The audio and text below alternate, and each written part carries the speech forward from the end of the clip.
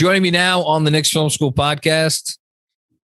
It's always fun to welcome a member of the KFS family in to chat about a basketball team that is just nothing but sunshine and rainbows. Well, no, it wouldn't be sunshine and rainbows. It's either right. You can you have you can have sunshine and a rainbow, right? You normally do have sunshine and a rainbow. Post rain, clouds part.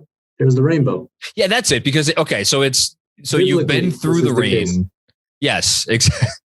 But it's just sunshine, rainbows, gumdrops, candy cane, unicorns, all of the magical, mystical, wonderful things. Ben Ritholtz of KFS and the Strickland. Hello, sir. How are you? I'm great. Glad to be on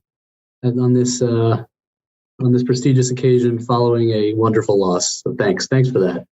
I have some apartment neighbors that were over before, and they since we've become friends, they pay attention to whether the team wins or loses. And they were like, yeah, I saw you guys just lost the other night.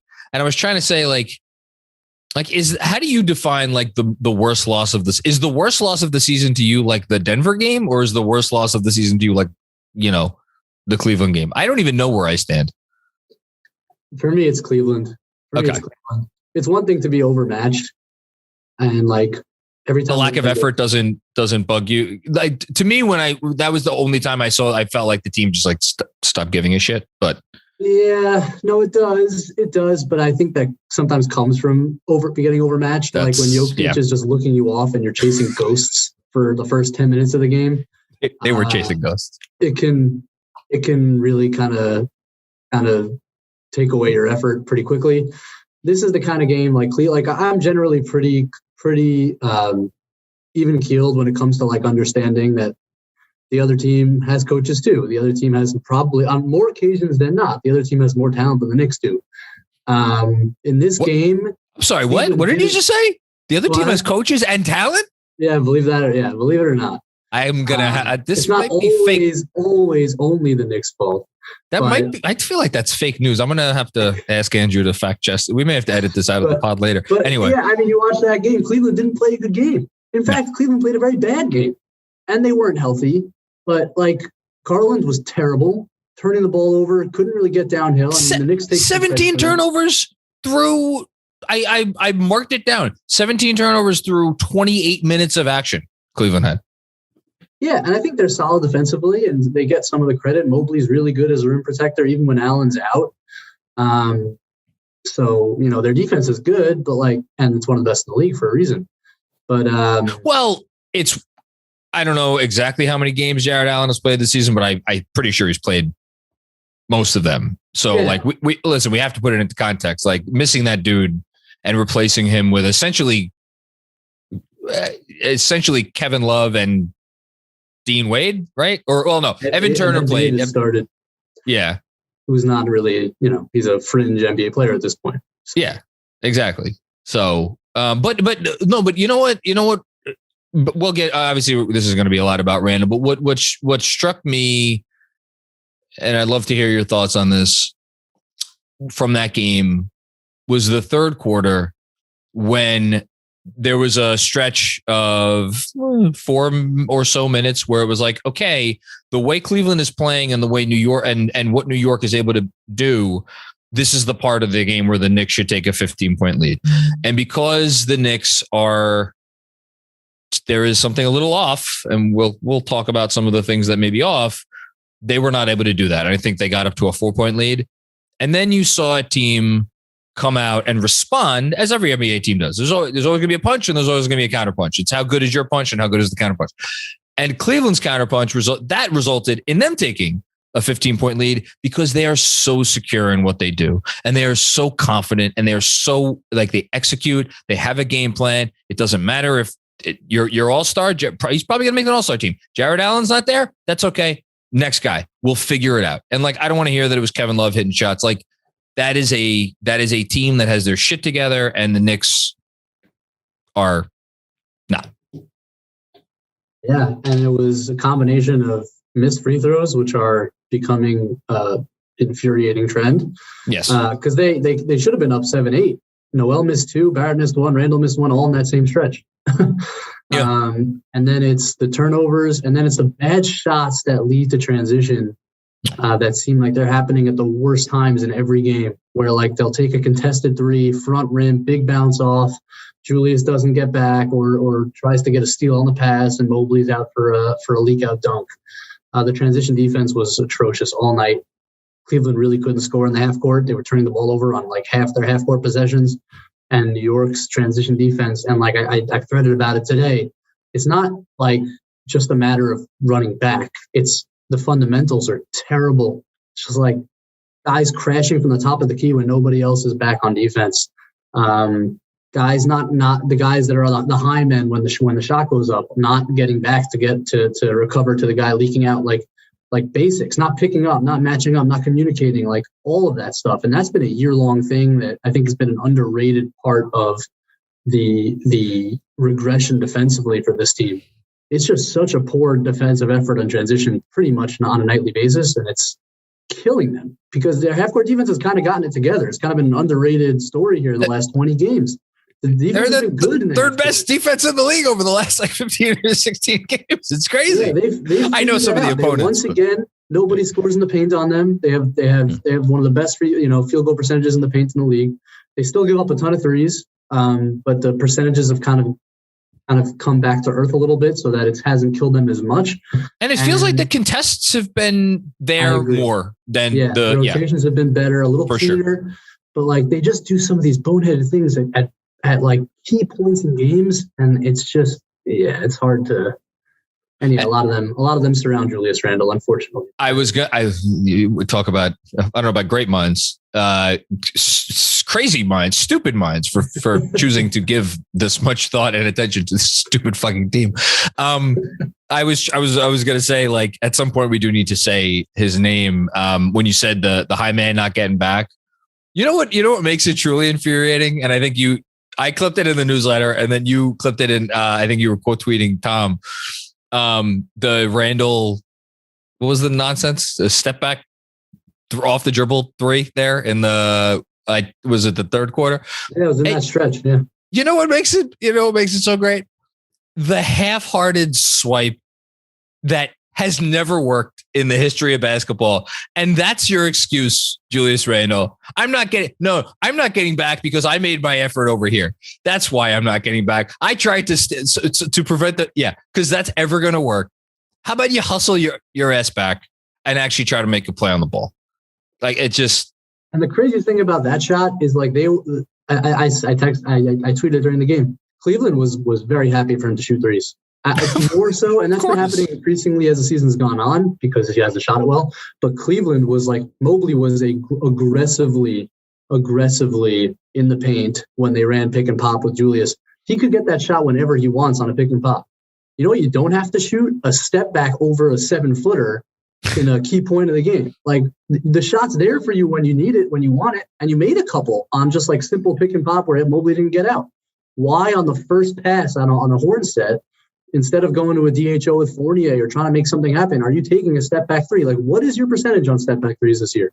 How is that a good shot anymore? It's so some of the decisions he's making are absolutely maddening.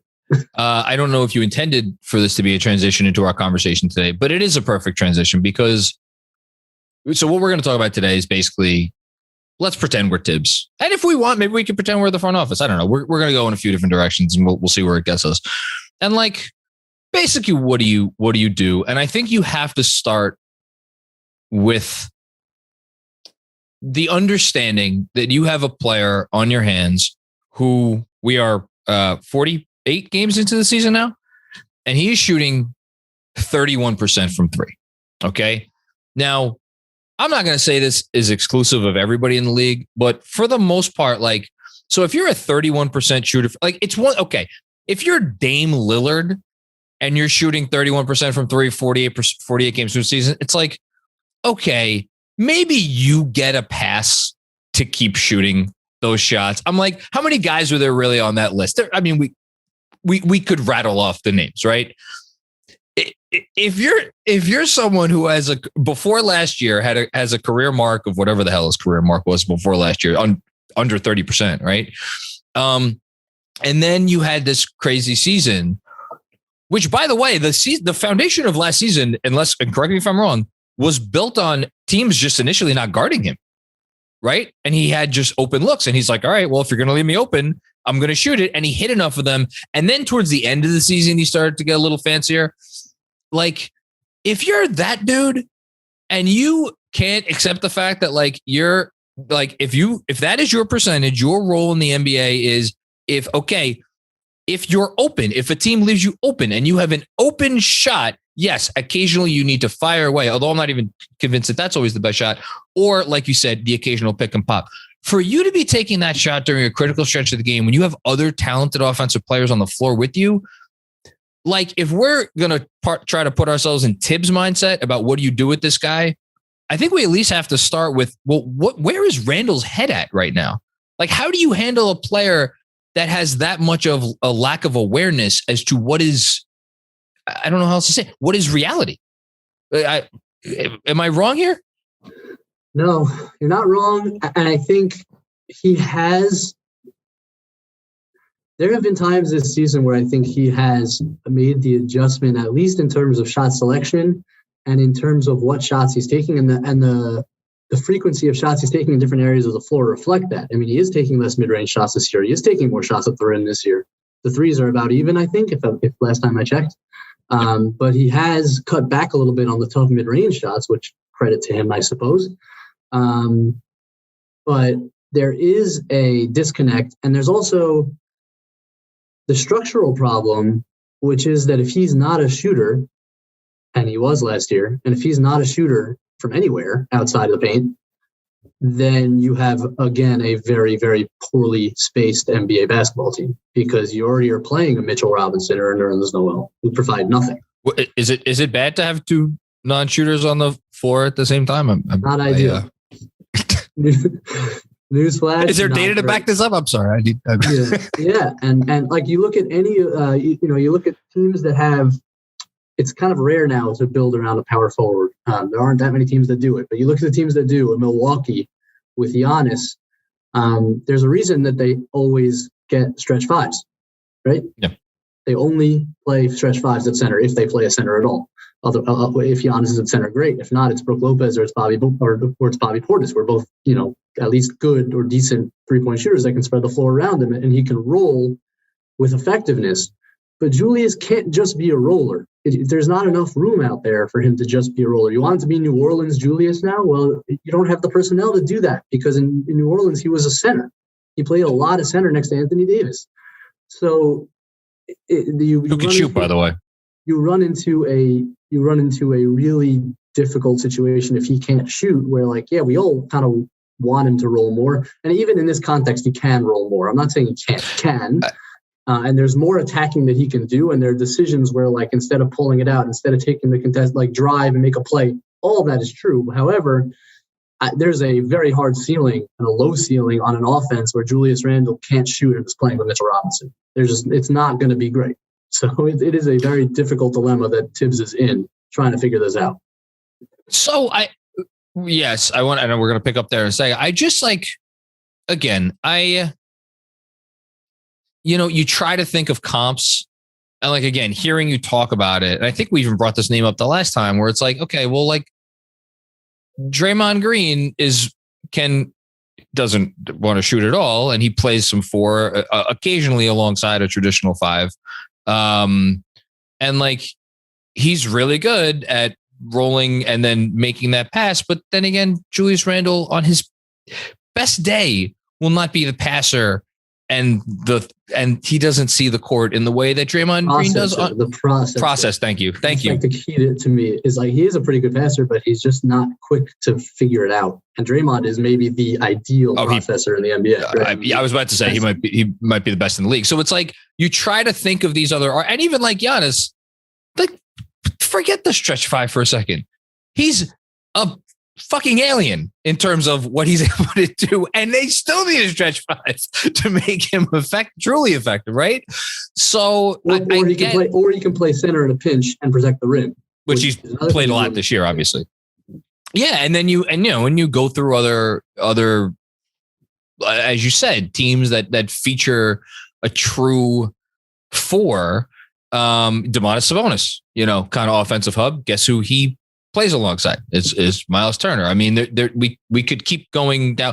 Or the alternative is your good fours in the league are a guy like, Miles Bridges, who is not only a shot creator, can shoot, and like a lot of other fours can legitimately shoot.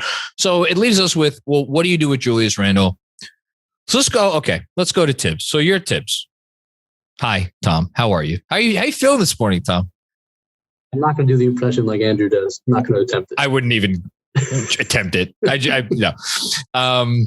I will say this about Andrew. It doesn't he'll give it a shot. He will give utmost respect for a man who will give it a shot. Yes, exactly. I am too much of a chicken to do so. For me, it all starts at the fact that in Thibs' mind, basketball is made easier when you can get two on the ball. Julius is the player who gets two on the ball the easiest. And I will continue going to that well because I fundamentally believe it is the best well, and we will continue to try to figure out how to get water from that well because I don't believe that any other surrounding well is better. Tell me, is that a good starting place, or should we add some context? Should we go somewhere else? You tell me. I think that's the main consideration. And I also it's even Thibs, who probably has more autonomy than most head coaches in the league. It's not like your high school basketball team. It's not a meritocracy. And the guy just got paid a ton of money. I'm not saying that Thibs plays him because he makes a ton of money. I am saying that any head coach who is trying to do the best thing for the organization has to play the players that make sense in the context of the health of the organization, right? Julius Randle makes the most money on the team. You can't just play him 20 minutes a game. That's not a thing. Nobody does that. There's no coach in the league that would do that. It's not a meritocracy. There's other things that come into play once you become professional basketball that I don't think a lot of people understand. And yes, I think basketball-wise, he believes that Julius Randle's the best way for him to win games. I also don't think that the other options that people throw out there are realistic. Someone who I trust reached out. I was talking a little bit about the situation earlier today, and they, were like, this front, Thibs does not make any decision without, this is a group think situation between Thibs and the front office. And I want to be very clear about this. I'm not saying that they always agree. I have no idea if they always agree. Maybe they fucking all hate each other. I don't know. But there is no such thing as Julius is going to, Thibs is going to go, out in tomorrow, Miami, and play, like you just said, Julius Randle 20 minutes, and that no one in the front office will have had any idea that that's coming. That's not a thing that is going to happen. There are conversations that are constantly happening about what goes on. What that means, I can't tell you, but again, it's an organizational thing. And yes, Julius did get paid. And I think even more the fact that he got paid, again, I still have this stupid poster behind me. When you become, he's looking at me every time. When you become, yeah, he's not happy. You see that? That's basically his face all season. Actually, that is his face, and that was during last year. It was good. He became the face of the organization. I know people don't want to hear that, or people don't want to think about it, or people are like, that doesn't matter. It matters. I don't know how else to say it. It matters. That doesn't go away. You can't make that go. Even if Thibs wanted that to go away, he could make it go. You understand what I'm saying here? Yeah, and there's also equity. people like Thibs came back last year, and there was no he wasn't coming off like a ton of success as an NBA coach in recent years. He was out of the league for several years. It ended badly in Minnesota. There was a lot of questions about what he could do with in a modern setting and like figuring out modern NBA basketball. And you know what Julius Randle did? He put the team on his back and made him coach of the year. Like that's not, you can't just like dismiss that either. Like I know it's been half a season, it's been rough, but like Thibs, he's a loyal guy. Like he's not going to just throw that away and tell Randle to get out of here. Like that's not. There's a lot of factors at play, and I don't think I've been as frustrated with Julius Randle as anybody, but like there are reasons to and basketball and beyond basketball that kind of explain why he's still playing. And the question is, how many minutes does it have to be? And I think that's a very fair question. Yeah, that's the real question. Is like, can it be 5-6 minutes less a game and not have any of the consequences? Yeah, probably could. And I think I want to be very, very clear here. Like, before we end, we could talk about the notion of like trading Randle. Does that make sense from an organizational point of view? I think that's an interesting question, but I think like, yes, there is a segment of people on Knicks Twitter who would like not like, they don't want Julius Randle to get off the bench. Like, yes, that's not going to happen as long as he is here on this team. I think that is you nailed it. It's what you're talking about is I think people would like to see 5-6 minutes less a game.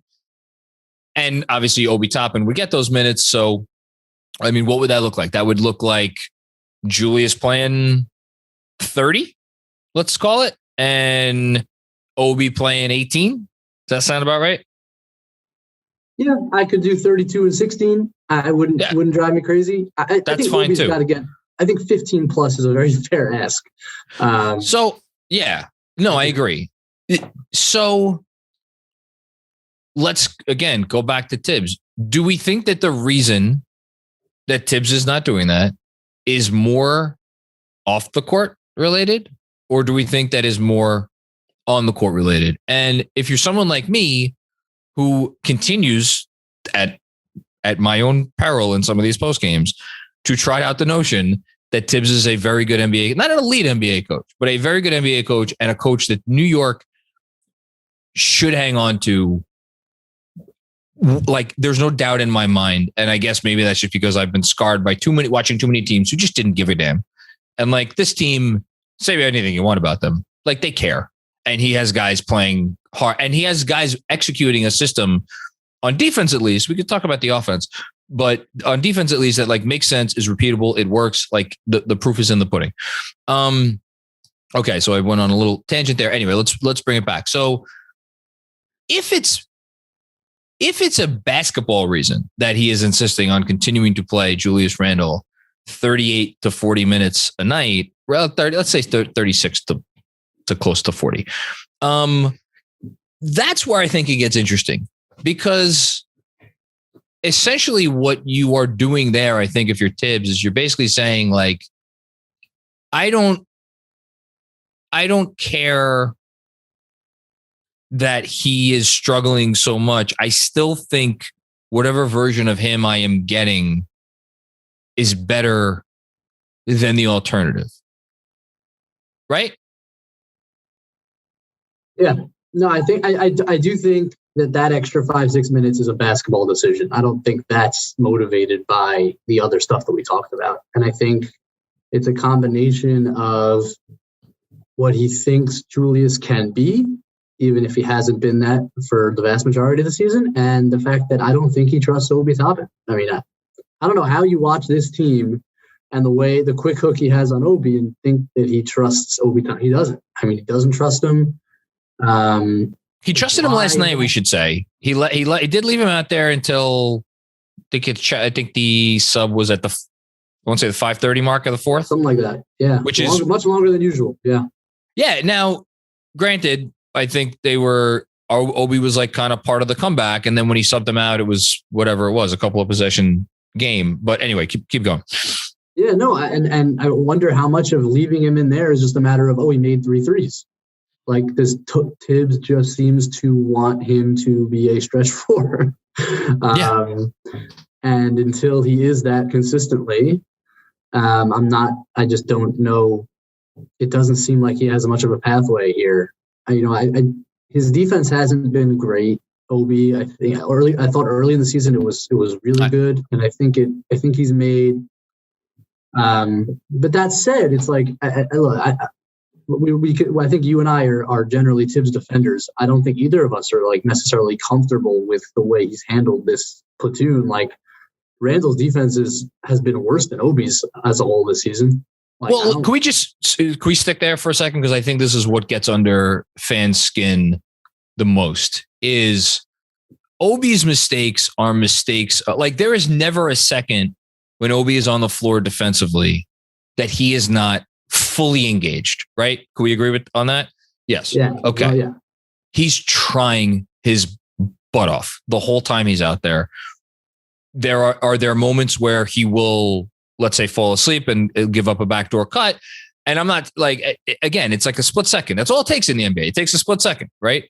Yeah, those moments are there. Will he, get bodied on a defensive rebound? There was a moment in the Cleveland game where Kevin Love had it was a little welcome to the NBA moment where Obi was like, I'm going to get this rebound. And Kevin Love's like, no, you're not. Kevin Love is a boulder.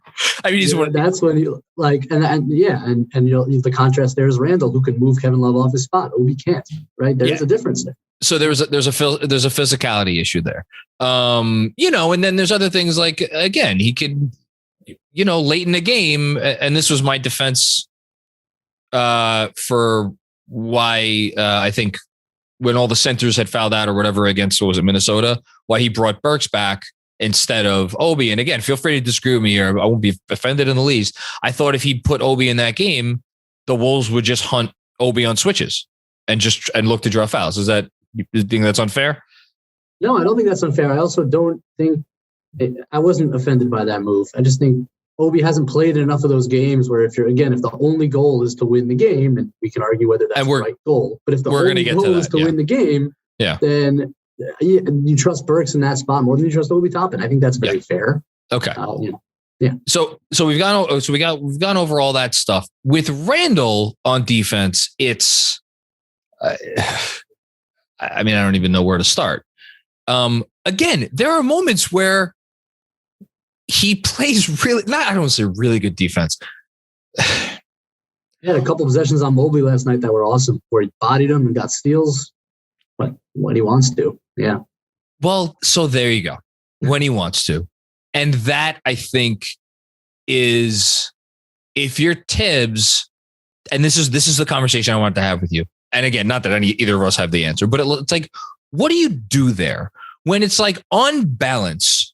Who is the safer player to have in the game at that point over the last? Again, let's just use it. Let's say again, don't even say the last 5.5 minutes of the Cleveland game. Let's say, another 2 minutes or another 3 minutes. Like, who's the safer player to have in the game there? It's probably Randle, right?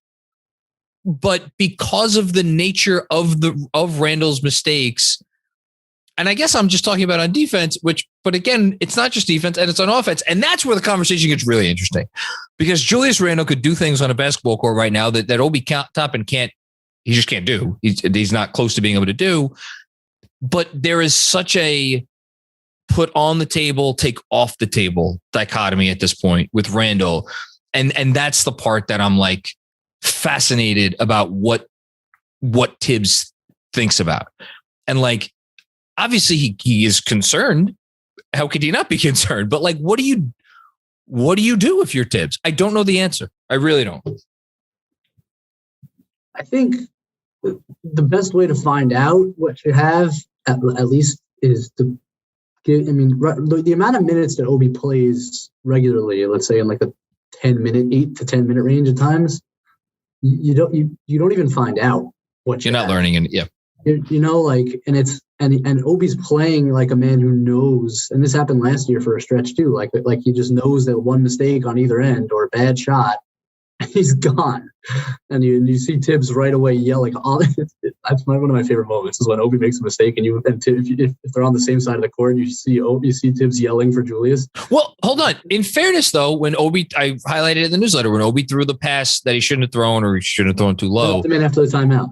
Yeah, that led to the timeout. He kept him in for another 2.5 minutes. He gave him a little high five on the way back to the bench. I'm like, look, I'm grasping at straws here, but like that to me shows that it's not.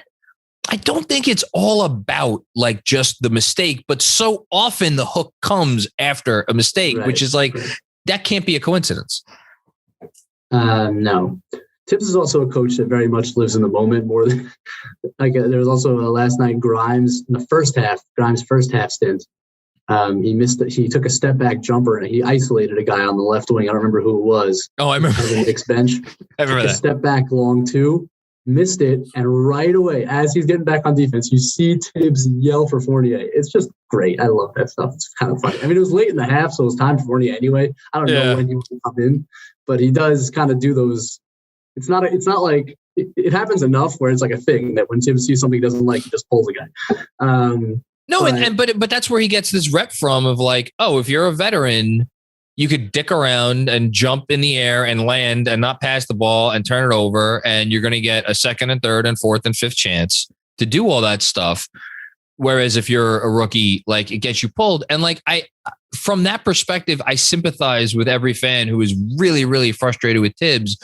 But I'm just going to go back to, and again, I think this is really about Randle more than anybody else, because we've seen him play Fournier. Last night, what did Fournier play last night? He played 20 minutes, right? To Grimes. Didn't come back in. Back in later. Yeah. And again, Grimes is a rookie. Evan Fournier is a guy you just paid $78 million to. So I don't want to hear that this is a fundamental Thibs does it like just will blanket. He favors veterans more than he gives, the benefit of the doubt to young players.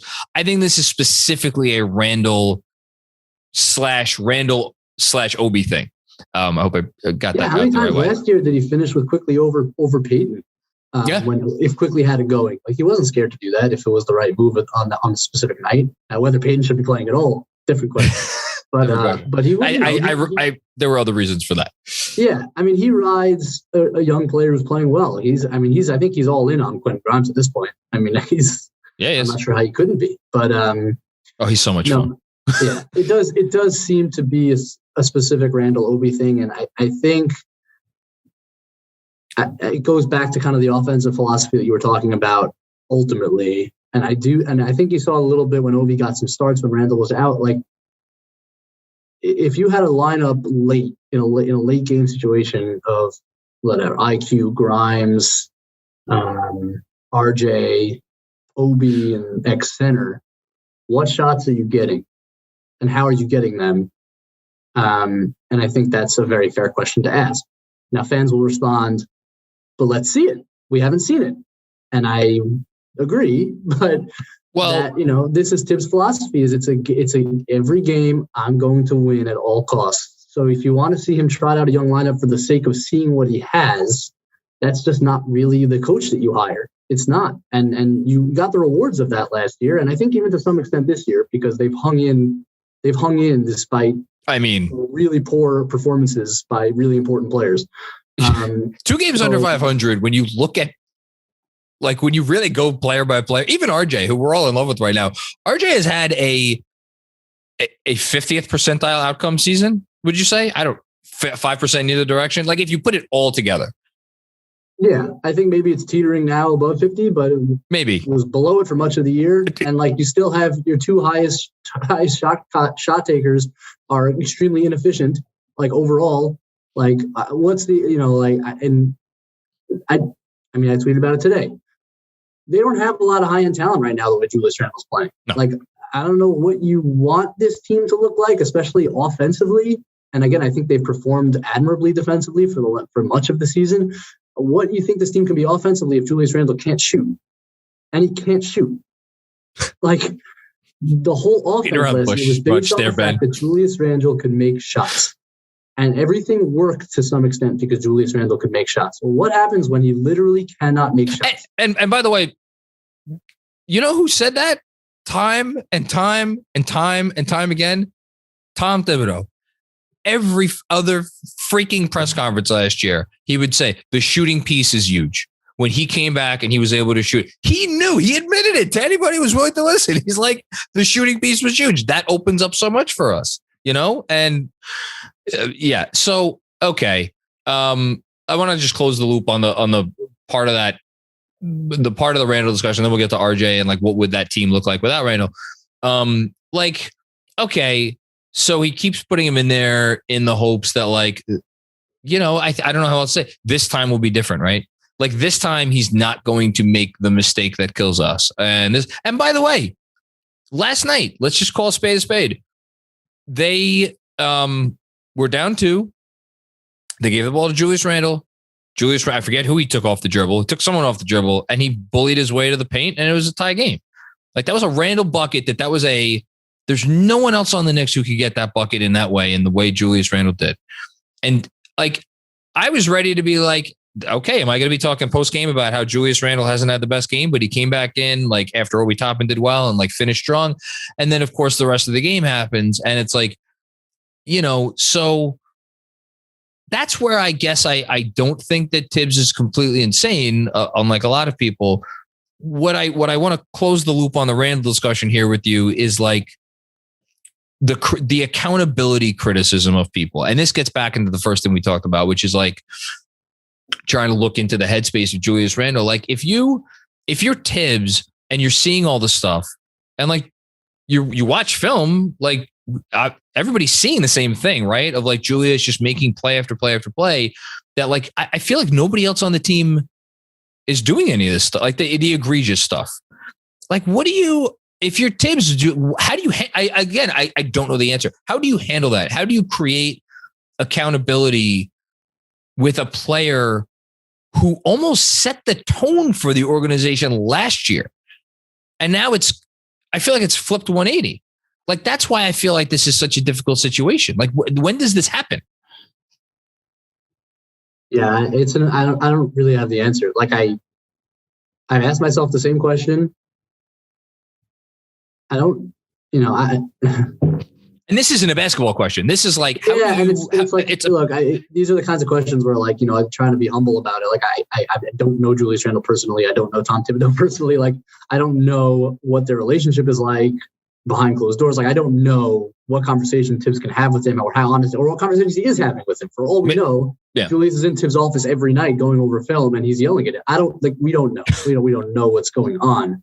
Yeah. The only thing that we can see as fans or people analyzing the game, if we don't have access to play interviews, which I certainly don't, is playing time. That's all we can see, or the interactions on the court that the coach and player have. And I think it's a very, very fair criticism based on that, my limited window into this relationship. Yeah. I think it's a very fair criticism to say, hey, when Randle dogs it for 3 straight possessions, or when Randle looks totally lost on the floor, you can take him out with 4 minutes left in a quarter. He doesn't have to play the entire first and third quarters. That shouldn't be a rule that like seemingly can't get broken. Like that's a coach's greatest weapon. Will always be playing time. Yeah. And, again, without knowing what Thibs is saying to Randle off the floor, that's the best that I can see is like, you want accountability. I think it's a fair criticism to say, you know what, there hasn't been enough accountability because he doesn't lower the playing time often. Even when Obi has it going. And last night was almost an exception because he left Obi out there a little bit longer. But I sympathize with that critique, and I think I agree with it. Is like, at some point, if the guy is performing in a certain way, and it's not the missed shots as much as it's the decision making and the defensive issues that are clearly a result of his offensive struggles. I think, 4 minutes left in the second, 4 minutes left in the first quarter. All right, we're gonna go to Obi now, and we'll see you back out there. And this is where I too wonder about the unknown. We haven't heard anything about it since, and there hasn't been any reporting, although I kind of heard a little bit of it, like when Thibs said Julius is nicked up. Well, how hurt is he? If he's really hurt, like then there's like, so then why are you pushing him as hard as you are if he's hurt, right? So that doesn't necessarily add up for me. And if it's like, to me, it's more just like this is a little bit of Thibs sticking his head in the sand and being like, this is my horse. And then the only other thing, and again, I have a counter to this. if Thibs is like, well, once we open that door, or once we let the genie out of that bottle, we can't put it back in. Like, once Julius thinks that I don't have his back anymore, as warped as, again, we're looking into the mind of Julius Randle, who clearly there's some stuff going on. If Thibs thinks that he can lose Julius even more, you can't go backwards on that. Like, well, that once the ship has sailed, the ship has sailed. And then it's like, okay, well, then again, and this is what gets back to he is not making any decisions in a vacuum. These are organizational decisions. At that point, the organization kind of has to trade him or try to trade him, right? At least right now that writing may be on the wall, but it's not like in bright neon lights. Yeah. Yeah. And in terms of trading him, the one thing I'll say that this season has kind of taught, this was an opportunity for Julius this season with a little bit more offensive talent around him. Although you could argue if really Kemba's even provided that. But let's say, I think it's fair to say there's a little bit more offensive talent around him. And there was clearly a focus on kind of changing his role a little bit, like the heavy DHOs. And you've seen it more this year than you did last season. This was an opportunity for him to show, when this team gets a 1A, I can be a really good 2. And nothing about what he's done this year has shown that capability. This is the thing. My greatest hope for him this year was like, we're going to see someone kind of accept just a little bit more movement, a little bit more rolling, a little bit more quick passing. Like, he doesn't need to do all the ISO stuff, because I think we all expected some regression on the mid-range twos, if not this one, because this has been drastic, but some, and that we can get better offense in other ways. And the lack of processing, the unwillingness to move off ball at all. There is no cutting. There is no zero screening. There is none of that stuff. Like, to me, that's the most disappointing part. It's not even the shooting regression, because you could make this guy into the hope was you could make this guy into a really good player, assuming he can be a respectable shooter and he can be everything else that we wanted him to be. And the fact that he has failed to do those things just convinces me that, like, this is not the guy to put next to whoever the guy is. No, but that's the disappointing part to me. Do some quick math here. We talked about Julius as a non-shooter before. If you and I don't know exactly what his spot-up numbers are this year, but I know if you took out all the nonsense shots that he takes, if all that percentage needs to get up to is 34, 35%, something around there. If you put those numbers and he's the player that you just described with the offensive talent that's a offense that, if you give me the defense that we know they're capable of playing, that's a basketball team. That's a basketball team I could get behind and I could be excited about. And I could say, okay, let's see where this goes. Winning a championship? No, we're not winning a championship, but I'm excited to watch them play every night. And by the way, something else you just noted on, and you were like, well, they added more offensive talent, and then you quickly took it back because you're like, obviously thinking, well, Kemba hasn't played very well. Fournier hasn't played very well. And this is maybe me being a little bit of a hater on Julius. I'm going to say it anyway. I don't really give a shit. I think I put some of that on Julius too. I think there was a way for Julius to embrace those guys, if not with his actions off the court, then with his play on the court. And no fucking wonder that Kemba and Fournier are out there looking like, what are we doing? What are we doing here? And then it goes to the other extreme where Kemba's like, okay, I'm just going to do my own thing, since there's clearly nothing else happening here that is even remotely resembling like synergy. So I put maybe not all of that on Julius. I put a lot of that on Julius as well. I think that's fair. And I think Fournier has been fine. I think he's been slightly below what they signed up for, but I think not as far below as people seem to think. Like, I think he's been pretty good, especially in January. He's been pretty good. The numbers are what the numbers are. The numbers are his career numbers. He can really shoot. Defenses think, no, he can shoot. He provides that. I know he didn't shoot well in the second half. He shot terribly in the second half last night, but like, he's been, and with Kemba, it's like, his knees probably don't feel very good. Like, he can't play 2 games in a row. Like, This is just, it's just a player that is unfortunately, because of health reasons, on the very, very severe downside. And I still think he can play, and I still think he could have a role as a bench player, but he's not a starting point guard in the league anymore. And that's really a separate discussion. But like as it pertains to Julius Randle, I still think the type of players that they are and what they can provide when they're out there, and hell, even when he plays with Quickly, whoever he plays with.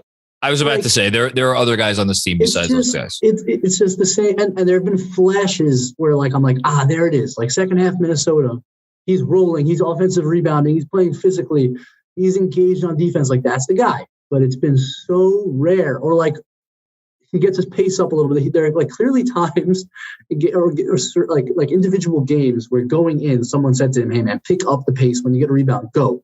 And like he'll all of a sudden like 3 possessions in a row, rebound and get a head steam down court and throw a nice little. He'll like run a little like impromptu screen and roll like in transition and find a guy with a through the legs pass for a three. Like that's the kind of stuff I want to see all the time. Like just be a facilitator first, be a downhill facilitator because you can be good at that. But he's too often resorted to what he does. And I do put some of that on Thibs as well because enough of the freaking mid-post ISOs that you're calling out of timeouts. Yeah. Like enough. Like it's not a good possession anymore. And that's he doesn't make the shots. And that's the enabling. Yeah. That's the enabling. And that to me is the evidence that Thibs is just putting his head in the sand to a certain extent and being like, look, this is what my guy wants to do. And I think the best way to get my guy right is to basically we're all like, we're dancing around it. He thinks that if he keeps giving in, it's going to help turn it around. And we're 48 games in and Thibs giving in is not turning it around. If anything, it's getting worse, I would argue. A couple other quick things before I let you go. You've been on here for a while. The RJ, let's see what it looks like, right? An RJ-centric lineup with whoever you want to put out there. I think RJ, what we've seen over the last 3 or 4 weeks, him really finding ways to get downhill that I don't know that he's found as easily previously. And I understand some of it's matchup stuff, but like, I feel like we're in a pretty good place now where we could not every time down the court. And like, there are ways you can like get him at, I'll be curious how he looks against Miami.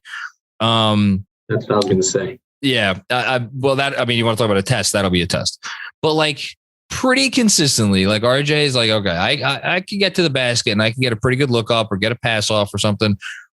But again, if that's your offense and that's the foundation of your offense, that's the number one option.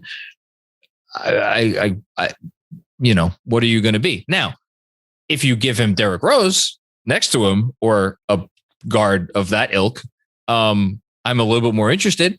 But yeah, what are your thoughts on that? Yeah, I think he can. I think he's getting better as a pick and roll player. And I like that he's started to mix in, man, when he attacks a switch, it's not pretty. He can't blow by anybody on a switch, but he has enough pivots and strength where he can kind of find a shot. That's a pretty good shot. I've seen that more and more since the new year, which I love because that's an important thing that you can counter a switching defense when they're not dropping, and you can't just get that little, little pocket of space on the pick and roll and either get your lob or get your layup. Like when they're just going to switch, you need to be able to counter. And he's starting to show that a little bit more, which is very important.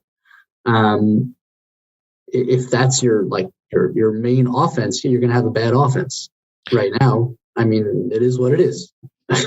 And we should say, by the way, his effective field goal percentage since January 1st, which is 51 point something. I looked it up today, which is good. It's like for a high usage guy, it's really nice.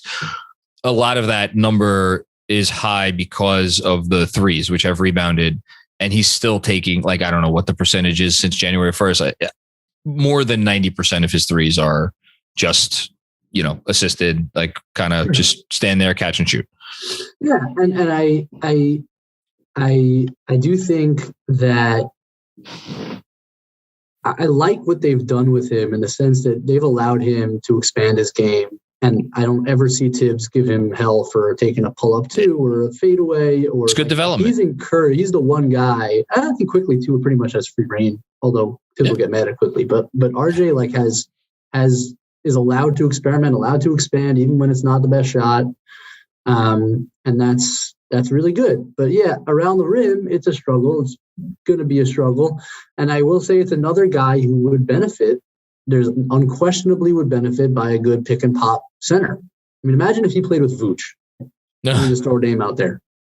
And like, imagine how Mitch guards, or like, if you have to respect that pop and the rim protection is no longer a center, but it's a wing that has to play down on a rotation, like that changes your life. That'll change RJ's life. And like, if Julius and RJ, and I keep going back to this, but if Julius and RJ are your guys going forward, two of your guys going forward, I can't stress enough how important I think it is that you find a center who can give those guys some space, because neither is an elite finisher, but both are excellent at getting to the rim. Yeah. So you have to help them out. So play to their strengths, let them get to the rim, but when they get there, there's no longer a 7-footer there. That changes your life. That changes your life. Both those guys. I think Mitch helps in a drastically different way in that you're drawing the attention of the center, and Mitch Robinson is. Yeah, Mitch is a different world than Nerlens, no doubt. Mitch might be off offensive rebounding the ball, maybe not better than anybody in the league right now, but like most putbacks in the league. I just looked at most putbacks in the league. He was tied with Valanciunas as recently as 2 days ago. Is when I checked. He's been a beast. When you're tied with Valanciunas on that in that stat, that's pretty damn good. 100%. It's why obviously they were in on Turner. I mean, shit, I wouldn't even be shocked if they still traded for Turner. Maybe they view this as a way to get him. Yeah, maybe they view it as a way to get him a little cheaper. I don't know. Is that going to be the case? But I agree 100%. I still, just from the perspective of having another playmaker out there. So RJ, again, in an imaginary world where Julius Randle isn't on this team, having just a dynamic guard to do stuff as well, I think would be cool. Last thing, I'll get you out of here, is, again, just because it's going to be talked about from now until the deadline, the concept of trading Julius Randle. I don't think that there's a deal out there for him. I'm going to have something a little bit later in the week, kind of bullshitting about, a Jules for Fox trade, and like, does either team make that? And like, what would be the wisdom of that for the Knicks, for the Kings? Like, what else would the Kings want? All that kind of stuff. I don't see a deal, but just theoretically, if you could get him out of here and get like not a star, but if you could just get like a solid, like, again, the one I always go back to was like, if the Kings were like, fine, we'll give you Harrison Barnes and maybe a menial asset or something in addition to that. Like, I'm at the point where I would do it for all the reasons that we've talked about. Would you? Yeah. Yeah. And primarily for the reason I spoke about a little bit earlier, which is I don't have any evidence that this is a guy, if we ever get to where we want to get to, that he's going to be your Chris Bosh, your Anthony Davis, your secondary or even tertiary guy, depending on how much talent you can bring in, that really amplifies what you do. That's what I really wanted out of this year, more than anything else, is I wanted to see that. Yeah. Maybe an RJ growth, but I wanted to see a guy that proved that he could complement superior talent, connect from one player to another. And he just doesn't seem to have that in him. So, or at least not consistently enough. So yes, I would do it, assuming it's not like really damaging money on the other end. I honestly, the money that's out there, I mean, like, this guy makes like twice as much salary as him. So it wouldn't happen, but like, and the Lakers wouldn't do it. But like, to get like an equally damaging player back, like Russell Westbrook, I want nowhere near this team. Yeah. Well, they're not obviously going to do that, but but something like that. Yeah, I don't know that I could even watch the games if they ever traded for Russell Westbrook. My one saving grace that they haven't done that yet. But like, I don't know. Like, I know all the salaries of all the players like in his range, and it's like you look up and down. There's not a ton of money there that I'm like, even like, what's the worst money out there in the league right now? Is it Tobias Harris? Okay, Tobias Harris is a pretty frustrating player at times. He's obviously not shooting it well from three this year. He's very imperfect. But like, Tobias Harris does a lot of stuff that helps you win. Would I do that deal? I'd have to think about it, right? CJ McCollum makes a lot of money in Portland. It's 6-foot guard that needs to play shooting guard and is on the wrong side of 30. And it's it's not what you want. But again, these are I don't know. I mean, Harrison Barnes is kind of, I feel like, the right idea. Where Barnes is the guy that I've ever since Jeremy brought up this will help freaking. You. Yeah. I mean, he's not going to do the stuff that Randle can do. He's not going to draw two. He's not going to create advantages much, but he'll take advantage of advantages if you can create them for him. And he's a good defender, and he's solid, and he can play the 3 and the 4 and all.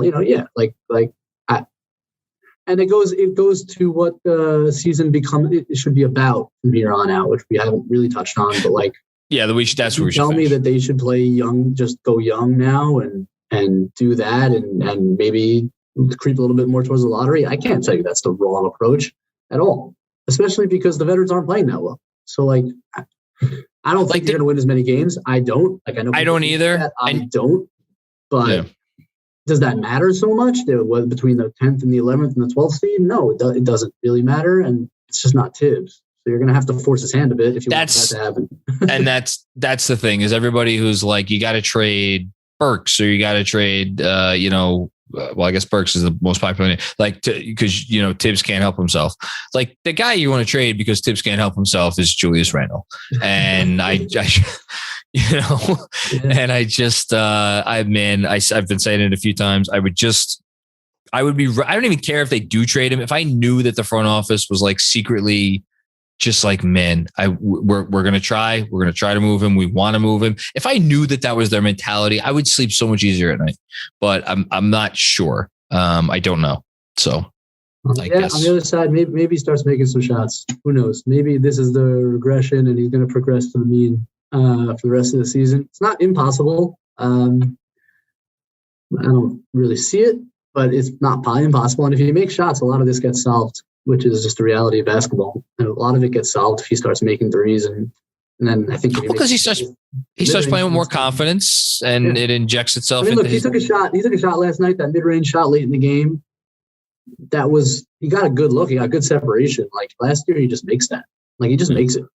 Going to his right at the foul line, that was his shot. He didn't miss that last year. It's he doesn't make it this year. It's sometimes it does come down to that, and that's if he starts making those again with some frequency, then I think that's the key. That's the number one key of everything else to turning this around. So we'll see. Think about the baseline jumper. He would felt 3 or 4 of those a game.